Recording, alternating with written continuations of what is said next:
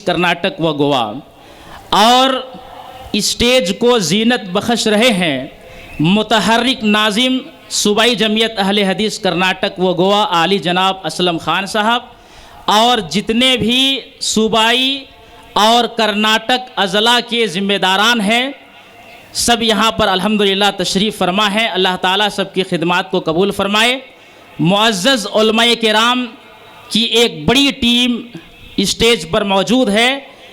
मैं आपके सामने जो मुझे आज के इस कॉन्फ्रेंस में खिताब के लिए मौजू दिया गया है, दुनिया से बेरग़बती आखिरत में नजात, इंशाअल्लाहुल अज़ीज़ 40 मिनट आपके सामने खिताब होगा।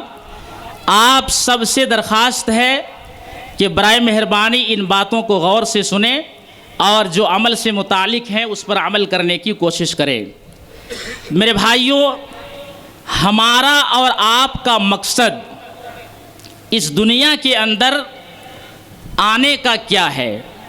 अगर किसी शख्स को पूछा जाए तो हो सकता है कि इस सवाल के जवाब में मुख्तलिफ़ किस्म के जवाब लोग दें, लेकिन कुरान व अहादीस की रोशनी में हमारे और आपके इस दुनिया के अंदर आने का जो मकसद है वो है कि हम आखिरत की तैयारी करें, आखिरत में नजात मिल जाए, अज़ाब से छुटकारा मिल जाए और जहन्नम से बचा करके जन्नत में दाखिल कर दिए जाएं। ये हमारा और आपका सबसे बड़ा मकसद है। लेकिन जब हम मुसलमानों के हालात पर नज़र डालते हैं तो पता ये चलता है कि जिस मकसद के लिए मुसलमानों को इस दुनिया के अंदर भेजा गया, लोगों को भेजा गया, आज वो मुसलमान अपने मकसद में कामयाब नहीं है। एक दुनियावी मिसाल दे करके हम अपनी बात को आगे बढ़ाएंगे। इसरो ने, जो कि साइंस और टेक्नोलॉजी की सबसे बड़ी कंपनी मानी जाती है, तो जब चंद्रयान 3 को चांद के ऊपर भेजा तो एक एक चीज़ पर उनकी नज़र थी, एक एक चीज़ पर। एक मिनट भी या एक सेकेंड भी उसने अपना वक्त नहीं गंवाया। तो अल्लाह ताला ने हमें और आपको इस दुनिया के अंदर लैंड किया है, हमें और आपको यहाँ पर भेजा है और बराबर अल्लाह रब्बुल आलमीन की नज़र हमारे ऊपर है और हमारा मकसद ये है कि हम अपनी आखिरत की तैयारी करें और आखिरत में हम कामयाब हो जाएं, हमें अज़ाब से नजात मिल जाए, हमें अज़ाब से छुटकारा मिल जाए और फाइनल डेस्टिनेशन जन्नत हमें मिल जाए। ये हमारा असल मकसद होना चाहिए। तो मेरे भाइयों, अगर हम और आप कुरान व अहादीस पर गौर करते हैं तो पता ये चलता है कि मुख्तलिफ़ जगहों पर अल्लाह रब्बुल आलमीन ने कुरान करीम के अंदर इस दुनिया से बचने और बेरग़बती इख्तियार करने का हुक्म दिया है। तो मैंने जब उन आयात के ऊपर गौर किया और अल्लाह के रसूल सल्लल्लाहु अलैहि वसल्लम की जो अहादीस मुबारका हैं, तो पता ये चला कि तमाम आयात कुरानिया और अहादीस नबविया ये सब इस बात को साबित करते हैं कि अगर एक शख्स दुनिया से बेरग़बती इख्तियार करेगा और अल्लाह की इबादत करेगा, इंशाअल्लाहुल अज़ीज़ आखिरत में उसे नजात मिलेगी। तो मेरे भाइयों, नजात का जो रास्ता है वो सिर्फ़ कुरान व अहादीस है, किताब व सुन्नत है, जिस पर चल करके हम आखिरत में कामयाब हो सकते हैं। तो दुनिया से बेरग़बती क्या है, आइए दलाइल की रोशनी में आपके सामने वो सारी बातें अर्ज़ करें। सबसे पहले कुरानी आयात के ऊपर गौर करेंगे, कहाँ कहाँ पर अल्लाह रब्बुल आलमीन ने बेरग़बती इख्तियार करने का हुक्म दिया है और उससे क्या समझ में आता है, लोगों को क्या मैसेज और पैगाम दिया गया है। आइए, जब हम सूरह फातिर की ये आयत पढ़ते हैं तो उससे पता ये चलता है कि ये दुनिया इंसान को धोखे में डालने वाली है। अल्लाह रब्बुल आलमीन ने फरमाया, या अय्युहन्नास ان وعد اللہ حق فلا تغرنکم الحیاۃ الدنیا ولا یغرنکم باللہ الغرور ان الشیطان لکم عدو فاتخذوه عدوا انما یدعو حزبہ لیکونوا من اصحاب السعیر۔ اے لوگو، اللہ رب العالمین کا وعدہ برحق ہے، کہیں یہ دنیا کی زندگی تمہیں دھوکے میں نہ ڈال دے اور شیطان کہیں تمہیں دھوکے میں نہ ڈال دے۔ تو دو چیزوں کو اللہ رب العالمین نے دھوکے میں ڈالنے کا سامان قرار دیا۔ ایک تو یہ ہے کہ یہ دنیا کہیں ہمیں دھوکے میں نہ ڈال دے، اور دوسری چیز یہ ہے کہ شیطان ہمارا دشمن ہے، یہ شیطان بھی ہمیں دھوکے میں ڈالتا ہے۔ اللہ رب العالمین نے فرمایا کہ وہ تمہارا دشمن ہے، لہٰذا تم اسے اپنا دشمن ہی سمجھو۔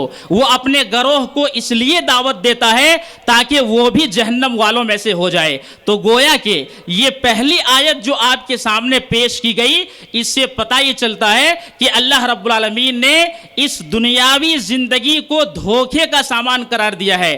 اللہ رب العالمین نے سورۃ الاعلیٰ کے اندر فرمایا بل تؤثرون الحیاۃ الدنیا والآخرۃ خیر وابقی، بلکہ تم دنیا کی زندگی کو ترجیح دیتے ہو اور آخرت جو بہتر ہے اور باقی رہنے والی ہے لوگ اسے چھوڑ دیتے ہیں۔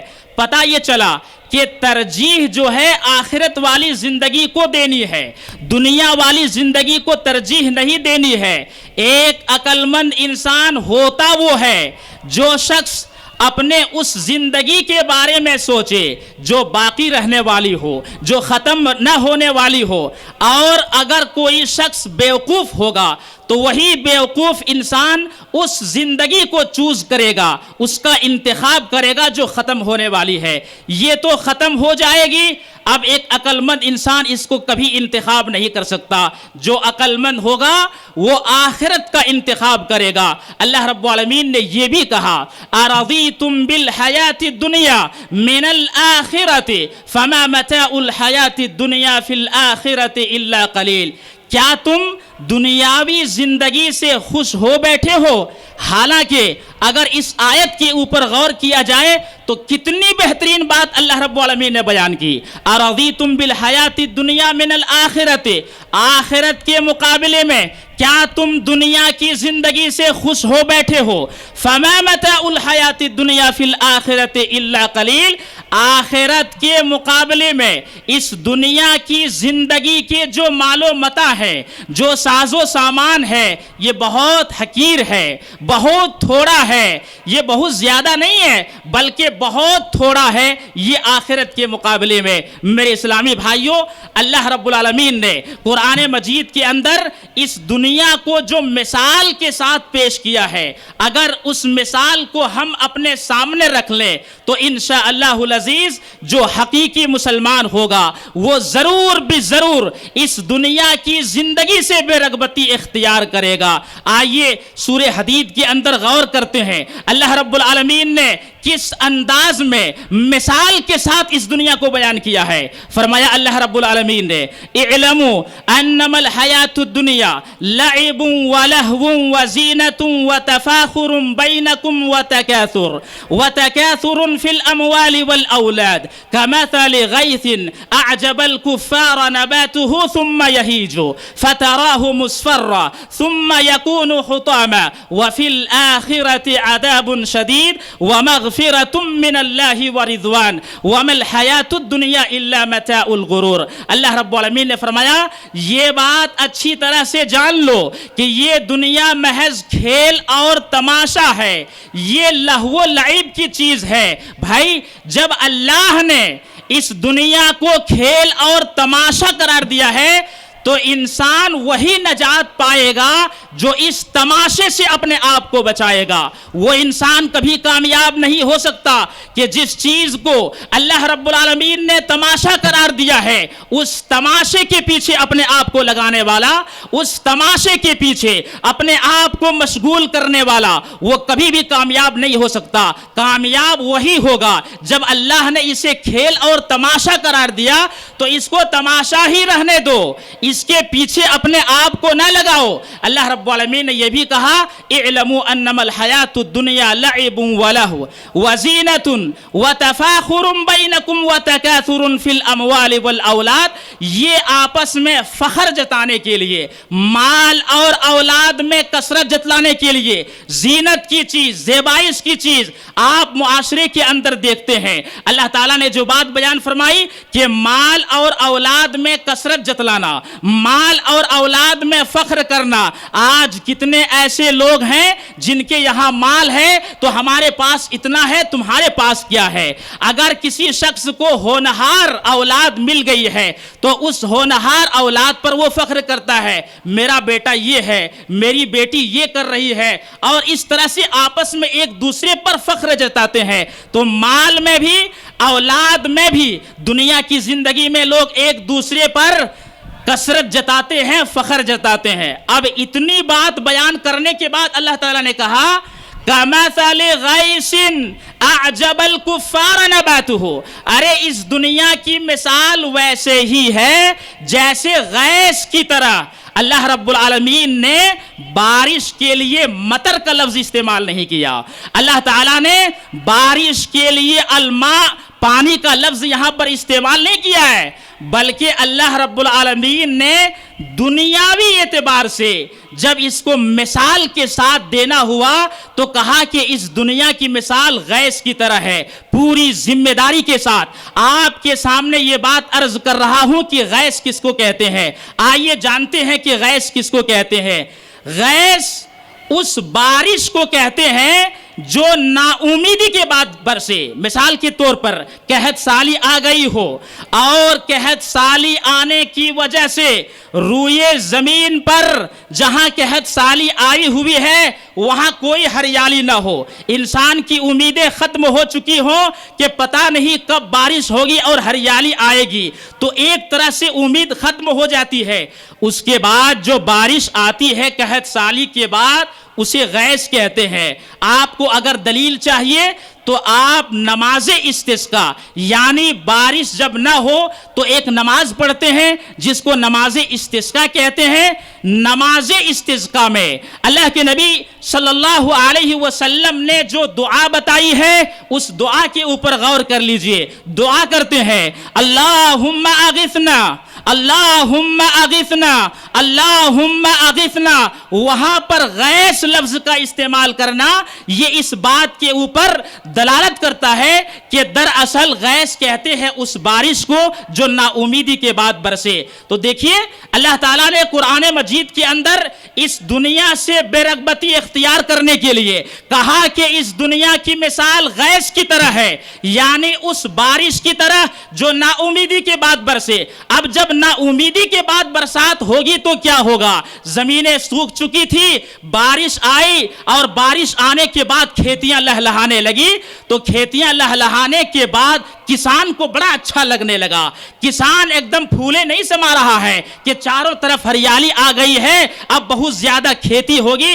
اعجب الکفار نباتہ، کفار یہاں پہ کسان کو کہتے ہیں کہ اس بارش کے بعد کسان کو بڑا اچھا لگنے لگا۔ اعجب الکفار نباتہ، لیکن پھر کیا ہوا؟ ثم یہیج، پھر وہ سوکھ گئے، فتراہ مصفرہ، پھر تم اسے زرد ہوتے ہوئے دیکھتے ہو، پھر وہ کٹی ہوئی کھیتی کی طرح ہو گئی۔ تو میرے بھائیوں یہ آیت مثال کے ساتھ اللہ رب العالمین نے بتائی کہ اس دنیاوی زندگی کی مثال ویسے ہی ہے۔ چند دنوں کے لیے آپ کو بہت اچھا لگے گا، بہت رنگینیاں ہے یہاں پہ، اور تھوڑے دنوں کے بعد وہ ساری چیزیں ختم ہو جائیں گی، وہ ساری چیزیں مٹ جائیں گی، یہ فنا ہونے والی ہے۔ یہی اللہ رب العالمین اس آیت کے اندر بتانا چاہتے ہیں۔ میں سمجھتا ہوں میرے وقت کے حساب سے اتنی ساری آیتیں کافی ہیں۔ اب آئیے چلتے ہیں کہ دنیا سے بے رغبتی کے لیے اگر آخرت میں نجات چاہیے، اللہ کی عبادت کرو، اللہ کی عبادت کے ساتھ ساتھ آپ کو دنیا اتنا ہی لینا ہے جتنا کہ آپ اس میں مشغول ہو کر کے اللہ کے ذکر سے آپ غافل نہ ہو جائیں۔ نبی اکرم صلی اللہ علیہ وسلم نے اس کی بے رغبتی کے لیے جتنی ساری احادیث بیان کی ہیں چند احادیث آپ کے سامنے پیش کرتا ہوں. اس سلسلے میں پہلی حدیث کریمہ ملاحظہ ہو. عن عبداللہ ابن عمر رضی اللہ عنہما قال اخذ رسول اللہ صلی اللہ علیہ وسلم بمنکبی فقال کن فی الدنیا کأنک غریب او عابر سبیل وکان ابن عمر یقول اذا امسیت فلا تنتظر الصباح واذا اصبحت فلا تنتظر المساء وخذ من صحتك لسقمك ومن حیاتك لموتك رواہ البخاری فی کتاب الرقاق. یہ صحیح بخاری شریف کتاب الرقاق کی حدیث ہے.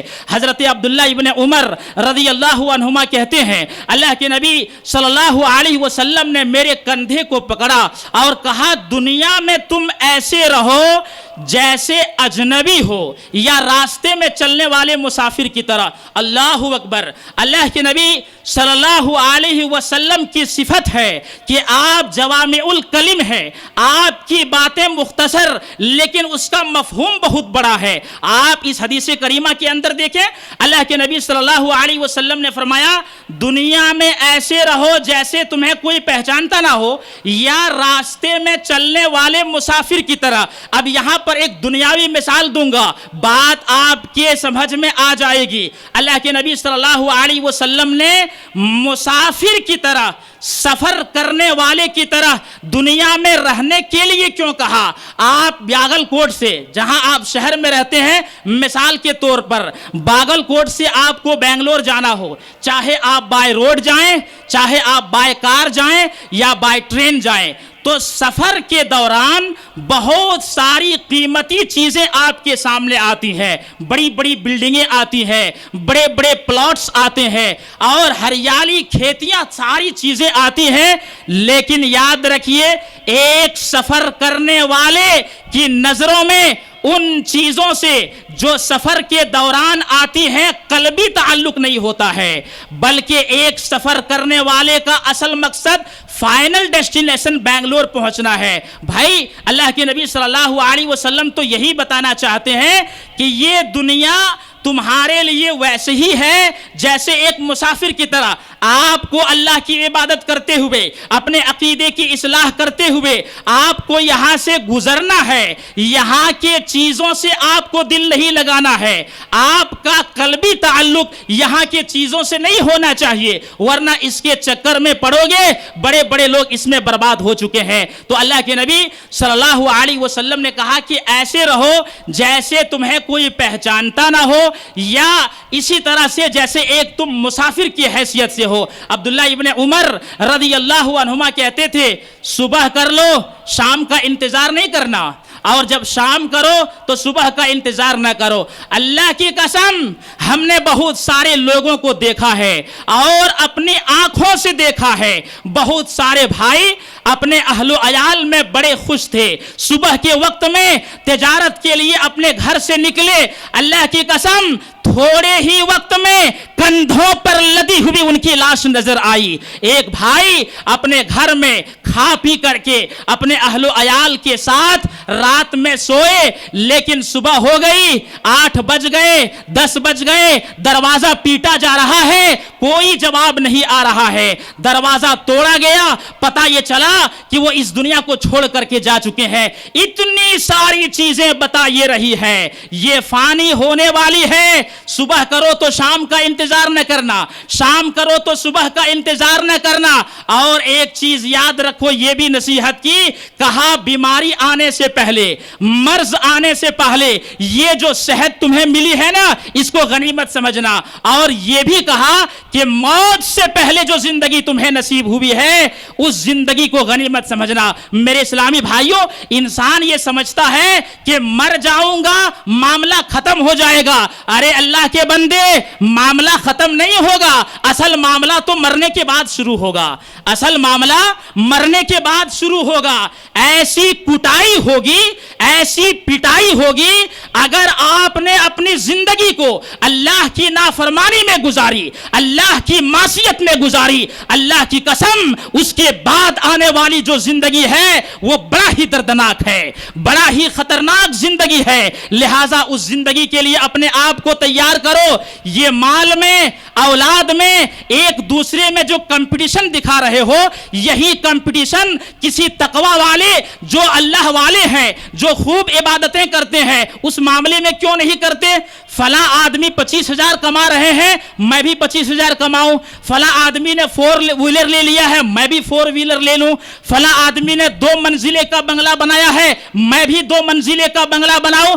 آپ دنیاوی اعتبار سے کمپٹیشن کرتے ہیں نا. آپ کے معاشرے میں ایک شخص ایسا ہوتا ہے، کئی لوگ ایسے ہوتے ہیں جن کی فجر کی نماز کبھی نہیں چھوٹتی ہے، تہجد کی نماز کبھی نہیں چھوٹتی ہے، وہ ہر خیر کے کام میں آگے رہتے ہیں، وہ اللہ والے ہوتے ہیں. ان کو دیکھ کر کے اپنا کمپٹیشن کیوں نہیں کرتے کہ وہ بھی اللہ کی اتنی عبادت کر رہے ہیں، کاش ہم بھی اتنی عبادت کرتے.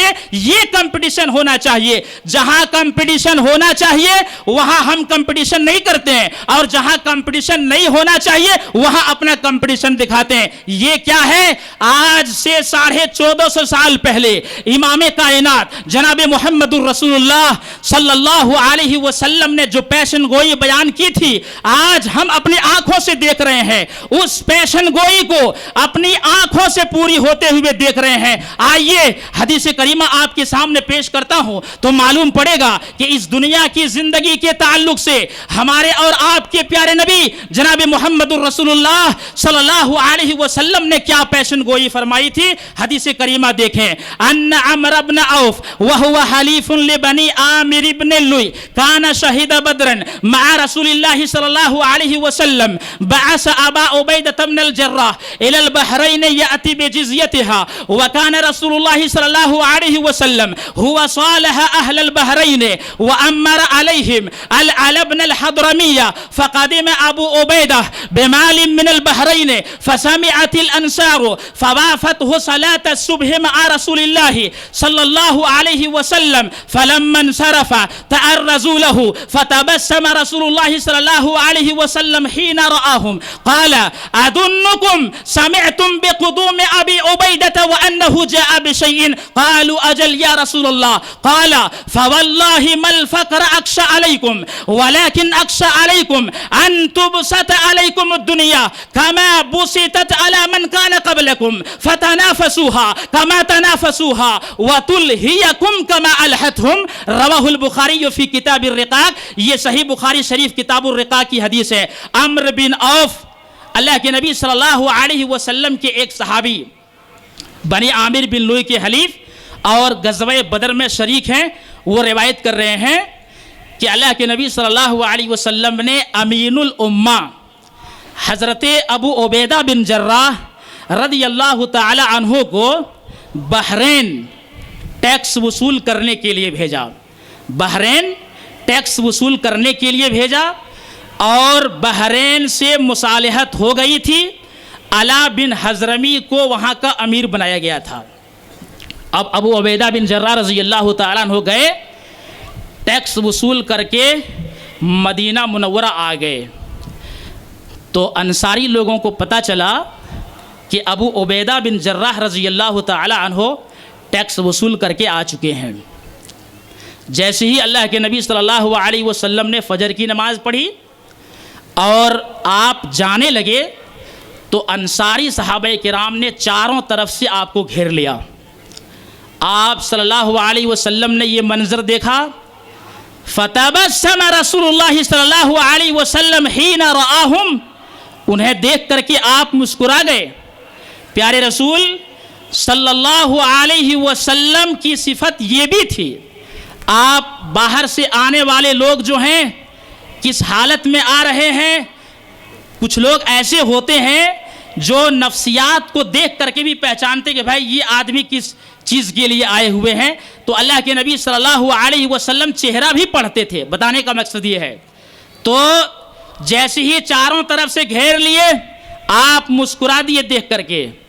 کہا اظنکم سمعتم بقدوم ابی عبیدہ وانہ جاء بشیء. میرا خیال یہ ہے کہ شاید تم لوگوں کو پتہ چل چکا ہے کہ ابو عبیدہ بن جراح رضی اللہ تعالی عنہ بحرین سے ٹیکس وصول کر کے آ چکے ہیں. قالوا اجل یا رسول اللہ. کہا اللہ کے نبی صلی اللہ علیہ وسلم بات تو ایسی ہی ہے، بات ایسی ہی ہے. آپ نے کہا فَأَبْصِرُوا، تم لوگوں نے جو امید رکھی ہے تو وہ چیز تمہیں خوش کر دے گی۔ پھر اس کے بعد آپ نے جو پیشن گوئی فرمائی، کہا فَوَاللَّهِ مَا الْفَقْرَ أَخْشَىٰ عَلَيْكُمْ، اللہ کی قسم مجھے محتاجی اور فقیری کا ڈر نہیں ہے تمہارے اوپر، ذرہ برابر بھی اس بات کا خدشہ نہیں ہے کہ تم محتاج ہو جاؤ، کلاس ہو جاؤ، فقیر بن جاؤ، غربت کی زندگی گزارو، اس چیز کا مجھے ذرہ برابر بھی ڈر نہیں ہے۔ وَلَكِنْ أَخْشَىٰ عَلَيْكُمْ أَن تُبْسَطَ عَلَيْكُمُ الدُّنْيَا، لیکن مجھے سب سے زیادہ اس بات کا ڈر ہے کہ یہ دنیا تمہارے اوپر کہیں کشادہ نہ کر دی جائے، جیسے پہلے لوگوں کے اوپر کشادہ کر دی گئی تھی، پھر یہ دنیا تم کو کہیں ویسے ہی دھوکے میں نہ ڈال دے جیسے ان لوگوں کو ڈال دیا تھا اور وہ غافل ہو گئے تھے، اور کہیں اس کو حاصل کرنے کے لیے تم آپس میں ویسے ہی کمپٹیشن نہ کرو جیسے ان لوگوں نے کیا تھا۔ میرے بھائیوں، اللہ کے نبی صلی اللہ علیہ وسلم نے آج سے 1450 سال پہلے آپ بتا سکتے ہیں کہ آپ نے پیشن گوئی کر دی ہے کہ یہ دنیا کہیں تم پر کشادہ نہ کر دی جائے، اس بات کا اللہ کے نبی صلی اللہ علیہ وسلم کو سب سے زیادہ اندیشہ ہے، اور آج یہی مسلمان اسی چیز میں لگے ہوئے ہیں، آپس میں ایک دوسرے سے کمپٹیشن کر رہے ہیں، مسابقہ کر رہے ہیں اور ایک دوسرے سے آگے بڑھنے کی کوشش کر رہے ہیں۔ آئیے اس دنیا کی بے رغبتی کے لیے اللہ کے نبی صلی اللہ علیہ وسلم کی یہ حدیث کریمہ بھی آپ اپنے سامنے رکھیں۔ ان ابی سعید الخدری رضی اللہ تعالی عنہ قال قال رسول اللہ صلی اللہ علیہ وسلم الدنيا حلوة خزرة وإن الله مستخلفكم فيها فينظر كيف تعملون فاتقوا الدنيا واتقوا النساء فإن أول فتنة بني إسرائيل كانت في النساء، رواه مسلم في کتاب الرقاق۔ یہ صحیح مسلم شریف کتاب الرقاق کی حدیث حضرت ابو سعید خدری رضی اللہ تعالی عنہ کہتے ہیں، اللہ کے نبی صلی اللہ علیہ وسلم نے فرمایا یہ دنیا سرسبز و شاداب ہے، اللہ تعالیٰ نے تمہیں یہاں پر اس لیے بھیجا ہے تاکہ اللہ تمہارا امتحان لے، اللہ تعالیٰ جانچے، تمہارا امتحان ہو جائے کہ تم عمل کیسے کرتے ہو۔ پھر کہا کہ دنیا سے بچنا اور عورتوں سے بچنا، اس لیے کہ بنی اسرائیل میں سب سے پہلا فتنہ اسی جو ہے عورتوں کا فتنہ تھا۔ تو میرے بھائیوں، آپ صلی اللہ علیہ وسلم نے اس دنیا کو سرسبز و شاداب اور میٹھا قرار دے کر کے کہا کہ اس دنیا سے بچنا اور عورتوں سے بچنا۔ آج کتنے ایسے مسلمان ہیں، ذرا آپ اپنے سینے پر ہاتھ رکھ کر کے اس بات کی گواہی دیں کہ کیا جس طریقے سے آپ دنیا کے لیے حرص اور لالچ کرتے ہیں، کبھی آخرت کی تیاری کے لیے آپ کے اندر وہ شوق آیا؟ کبھی آخرت کی تیاری کے لیے آپ کے اندر ویسی رغبت ہوئی جیسی دنیا کے مال و متاع کو حاصل کرنے کے لیے رغبت پیدا ہوئی ہے؟ ارے صحابہ کرام رضوان اللہ علیہم اجمعین کی زندگی کو اٹھا لیجئے۔ لوگ تو کہتے ہیں کہ صحابہ کرام رضوان اللہ علیہم اجمعین جو ہے غریب تھے، آپ کا مطالعہ غلط ہے۔ آپ جب سیرت پڑھیں گے صحابہ کرام کا، معلوم پڑے گا کہ صحابہ کرام میں کروڑ پتی لوگ بھی تھے، وہاں پر لکھ پتی لوگ بھی تھے، ان کے پاس بھی مال تھا، ان کے پاس بھی دولت تھی، لیکن اللہ کی قسم کوئی یہ نہیں دکھا سکتا ہے کہ فجر کی نماز میں یا کسی بھی نماز میں جماعت کے ساتھ انہوں نے نماز کو چھوڑی ہو۔ کوئی آدمی اس بات کو ثابت نہیں کر سکتا ہے۔ یہاں میں مثال دینا چاہتا ہوں، حضرت عثمان غنی رضی اللہ تعالی عنہ کو کون نہیں جانتا ہے؟ عثمان غنی رضی اللہ تعالی عنہ کتنے بڑے مالدار ہیں، اس کا اندازہ لگائیے۔ صرف غزوہ تبوک کے موقع پر حضرت عثمان غنی رضی اللہ تعالی عنہ نے 5.5 کیلو سونا اللہ کے راستے میں خرچ کیا۔ آج کے ڈیٹ میں اگر سونے کی قیمت نکالو گے تو معلوم یہ پڑے گا 5.5 کیلو سونے کی قیمت تقریباً 4 کروڑ 78 لاکھ روپے ہوں گے۔ کیا وہ کروڑ پتی نہیں تھے؟ اسی پر بس نہیں کیا، 29.5 کیلو چاندی اور اسی طرح سے 100 گھوڑے اللہ کے راستے میں قربان کیے۔ ایک گھوڑے کی قیمت قیمت 1 لاکھ اگر مان کر کے چلے تو 1 کروڑ روپیہ تو آپ کے ایسے ہی ہو جاتے ہیں. اسی پر بس نہیں کیا, 900 اونٹ کو بھی قربان کیے, اور 900 اونٹوں کی قیمت اگر آپ دیکھنا چاہیں آج کے اس دور میں 1 لاکھ روپے کے حساب سے 1 اونٹ ملیں گے تو تقریباً آپ کے 9 کروڑ روپے تو اسی طرح سے ہو جائیں گے.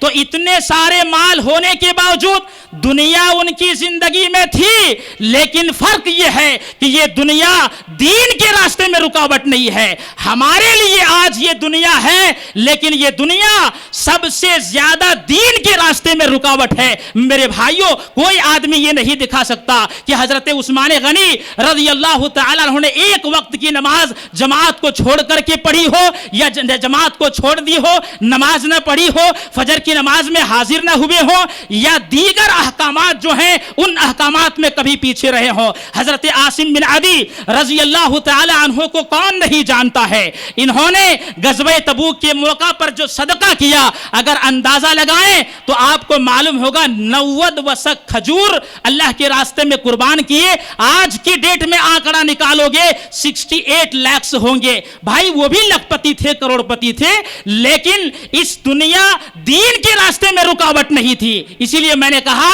کہ ہمارے لیے فرق یہ ہے کہ یہ دنیا ہمارے دین کے راستے میں سب سے بڑی رکاوٹ ہے. اس دنیا کی مثال اللہ کے نبی صلی اللہ علیہ وسلم نے اپنی حدیث کریمہ کے اندر کیا دی. آئیے ایک حدیث ملاحظہ ہو. ان جابر بن عبداللہ ان رسول اللہ صلی اللہ علیہ وسلم مر بالسوق داخلا من بعد الآلیہ والناس كنفیہ فمر بجد اسک میت فتناوله فاخذ بأذنه فقال ایکم يحب ان هذا له بدرهم قالوا ما نحب انه لنا بشيء وما نصنع به قال اتحبون انه لكم قالوا والله لو كان حيا كان عيبا فيه لانه اسك فكيف وهو ميت فقال فوالله للدنيا اهون على الله من هذا عليكم. رواه مسلم فی کتاب الزہد والرقائق. صحیح مسلم شریف کی حدیث ہے. جابر ابن عبداللہ کہتے ہیں اللہ کے نبی صلی اللہ علیہ وسلم بازار سے گزرے اور ارد گرد لوگ بھی ہیں,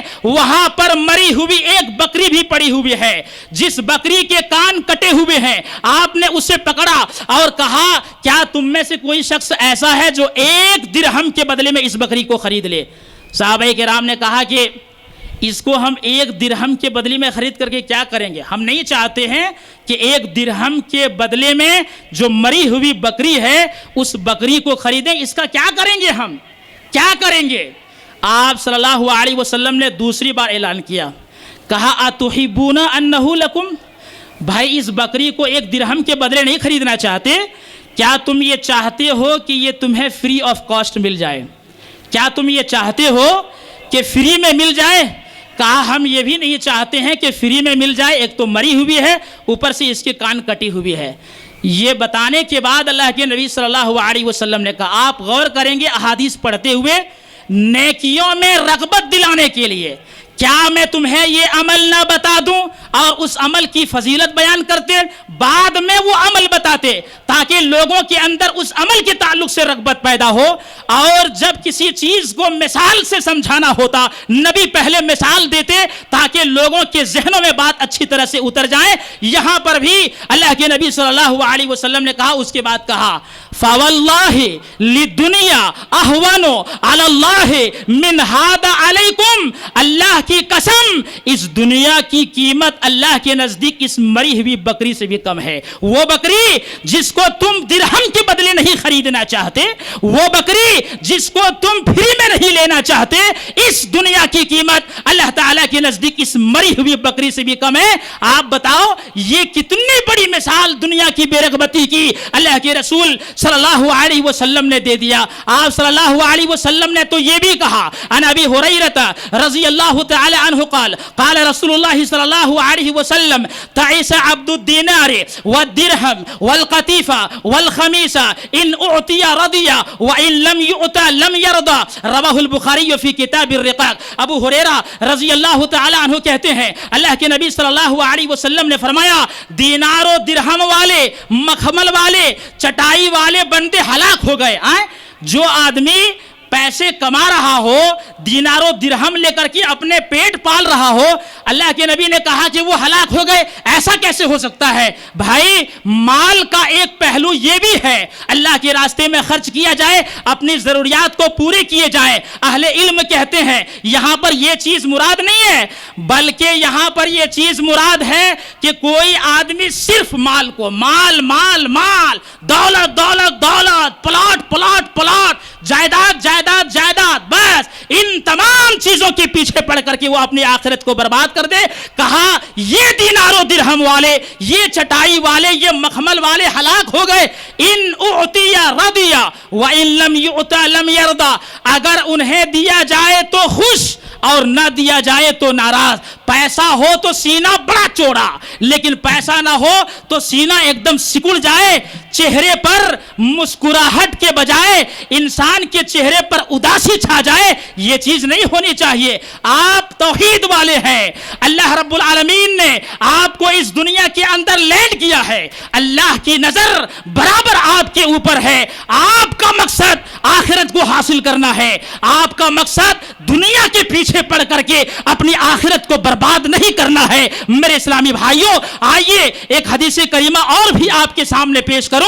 یہ سنن ابن ماجہ کتاب الزہد کی روایت، اللہ کے نبی صلی اللہ علیہ وسلم فرماتے ہیں من کانت الدنیا ہمہ فرق اللہ علیہ امرہ وجعل فقرہ بین عینیہ ولم یأتہ من الدنیا الا ما کتب لہ ومن کانت الآخرۃ نیتہ جمع اللہ لہ امرہ وجعل غناہ فی قلبی واتته الدنیا وہی راغمۃ۔ ابن ماجہ کتاب الزہد کی روایت، نبی اکرم صلی اللہ علیہ وسلم فرماتے ہیں جس کا مقصد جس کی نیت دنیا حاصل کرنا ہو، فرق اللہ علیہ امرہ، اللہ اس کے سارے معاملات کو بکھیر دیتا ہے۔ آپ نے نہیں دیکھا دنیا کے چاہنے والے، ابھی ایک پرابلم سالو نہیں ہوگا، دوسرا پرابلم آ جائے گا، تیسرا پرابلم آ جائے گا، بھائی معاملات بالکل الجھے ہوئے ہیں، وہ پرابلم در پرابلم میں پھنستا چلا جا رہا ہے۔ اللہ کے نبی صلی اللہ علیہ وسلم فرماتے ہیں یہ نتیجہ ہے کس چیز کا؟ جو دنیا کو حاصل کرتا ہے، فرق اللہ علیہ امرہ، اور کہا وجعل فقرہ بین عینیہ، ان کی نظروں میں اللہ محتاجی کو ڈال دیتا ہے، وہ کمائے گا لیکن کبھی اس کا پیٹ نہیں بھرے گا، کبھی اس کا پیٹ نہیں بھرے گا، کیونکہ ان کی نظروں میں اللہ نے محتاجگی کو ڈال دیا۔ اور کہا کہ وَلَمْ يَأْتِهِ مِنَ الدُّنْيَا إِلَّا مَا كُتِبَ لَهُ، بھائی دنیا تو اتنی ملے گی جتنا لکھ دیا گیا ہے، لیکن ایک بندہ ایسا ہے جو آخرت حاصل کرنا چاہتا ہے، جس کا مقصد آخرت ہے، اس کے لیے کیا ہوتا ہے؟ کہا وَمَنْ كَانَتِ الْآخِرَةُ نِيَّتَهُ جمع اللہ لہ امرہ، جس کا مقصد آخرت حاصل کرنا ہو اللہ اس کے سارے معاملات کو سمیٹ دیتا ہے۔ اور دوسرا کام یہ ہے وَجَعَلَ غِنَاهُ فِي قَلْبِهِ، اللہ اس کے نظروں میں دل کی مالداری کو ڈال دیتا ہے۔ 100 روپیہ کمائے گا، بڑا سکون سے زندگی گزارے گا، دوسرے لوگ دیکھتے ہوئے رشک کریں گے کہ کیا بھائی کما تو کم رہے لیکن اس کے اندر جتنی زیادہ خوشی ہے ہمارے اندر اتنی زیادہ خوشی نہیں۔ بھائی یہ برکت ہے اس چیز کی کہ ان کی نظروں میں آخرت کو حاصل کرنا ہے۔ اور کہا کہ یہ آدمی جو آخرت حاصل کرنا چاہتا ہے وَأَتَتْهُ الدُّنْيَا وَهِيَ رَاغِمَةٌ، دنیا ذلیل ہو کر کے ایسے آدمی کے پاس آتی ہے، یہ دنیا ذلیل ہو کر کے آتی ہے۔ تو فیصلہ آپ کو کرنا ہے، اگر آخرت میں نجات چاہیے قرآن و سنت کے راستے کو اپناتے ہوئے آخرت کی تیاری میں لگ جاؤ، آپ اپنے مقصد کو نہ بھولیں۔ اگر آپ اپنے مقصد کو بھول گئے، اللہ کی قسم آنے والی زندگی بڑی کٹھین ہوگی، بڑا دردناک معاملہ ہوگا۔ کہیں ایسا نہ ہو کہ آئے تھے اس دنیا کے اندر اپنی آخرت کو بنانے کے لیے، کہیں ایسا نہ ہو کہ یہاں پر رہتے ہوئے اپنی آخرت کو بگاڑ دیں اور جب وہاں جائیں تو عذاب علیم کے شکار ہو جائیں۔ ہم سب کو اللہ تعالیٰ کے دردناک عذاب سے پناہ حاصل کرنی چاہیے۔ دنیا حاصل کرو گے، اس کے پیچھے پڑو گے، اللہ کے ذکر سے غافل ہو جاؤ گے، لیکن یاد رکھیے اگر آپ آخرت کو حاصل کریں گے تو انشاءاللہ العزیز دنیا آپ کے قدموں میں آئے گی، دنیا بھی آپ کی سنورے گی اور آخرت بھی انشاءاللہ العزیز آپ کے سنوریں گے۔ تو چونکہ وقت میرا ہو چکا ہے، میں اللہ رب العالمین سے دعا کرتا ہوں کہ رب العالمین ہم سب کو قرآن و سنت پر عمل کرنے کی توفیق عطا فرما۔ یا اللہ تو غفور الرحیم ہے، ہمارے گناہوں کو بخش دے۔ یا اللہ تو رزاق ہے، ہمیں رزق حلال دے۔ جنہوں نے بھی یہ کانفرنس منعقد کی، مدد کیا، اللہ تعالیٰ سب کو اجر عظیم سے نوازے، آمین۔ وآخر الدعوانا ان الحمد للہ رب العالمین۔ محترم سامعین و سامعات، بہت ہی دل جمعی سے آپ پروگرام کو سن رہے ہیں۔ دور نزدیک سے آئے ہوئے مہمانان موجود ہیں۔ آپ سب کی خدمت میں آپ سب کے لیے استقبال پیش کرتا ہوں۔ بس آخر تک اسی طرح امن و شانتی کے ساتھ ماحول بناتے ہوئے آپ پروگرام کی سماعت کریں۔ اب میں آپ کے سامنے ایک بڑے ہی خطیب اور مقرر فضیلت الشیخ مولانا عبدالرزاق جامعی حفظہ اللہ کو دعوت خطاب دوں گا۔ نائب ناظم صوبائی جمعیت اہل حدیث کرناٹک و گوا، آپ کا موضوع ہے امت محمدیہ کی خصوصیات۔ آپ سے گزارش ہے کہ آپ ڈائس پر تشریف لائیں اور اپنی بصیرت افروز خطاب سے ہم جملہ سامعین و سامعات کو محظوظ فرمائیں۔